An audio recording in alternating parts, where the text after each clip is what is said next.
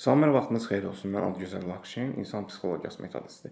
Bugünkü mövzumuz ondan ibarət olacaq ki, niyə qohumların içərisində bəzilərinin bir-birlərinin işlərinə burun soxmaq, bir-birlərini daimi olaraq həmrəy kimi göstərib, amma düşmən kimi, mənfi enerji ötürmək kimi sensuralar var. Bəzən elə bir dırnaqarası hər kəsin qohumunun içərisində bu şəxs ola bilər. Bundan əvvəl video çəkilişlərdə yaxud videoroliklərdə bu haqqda söhbətlər olub. Psixoloji psixiatrist müəyyən fikirlər olubdur. Bilirsiniz ki, bəzi şəxs var, yəni belə deyək, bir şəxsdən söhbət gedir burada. Bir qohum içərisində sənin yasdır, yaxud toydur, xeyir, şər, pis, yaxşı bir iş var. Elə hər kəsin içərisində artistlik, güya bu hamıdan çox can yandırır, amma yanan sənsən orada.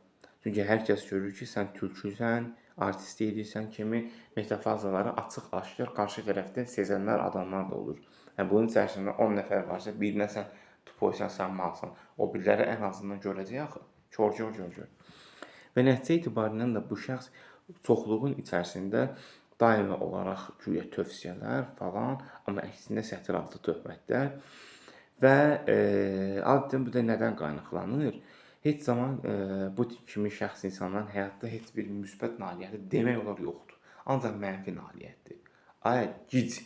Sənin mənfi nailiyyətlərin dolub üst-üstə. Sən qarşı tərəfə hansı müsbətdən bir tövsiyə verəcəksən ki, ancaq sətir altı mənfi situasiyalar yaxud mən sənə hörmətsizlik edeyim, səni saymazlıq edeyim, amma güya can yandırarcasına. Amma burada yanan sənsən. Çünki bunu sezən insanlar olur ki, bu doğru yanaşma deyil. Bu bilərəkdən rola girmədi. Bu kimi insanlardan çalışın hər zaman uzaq olun.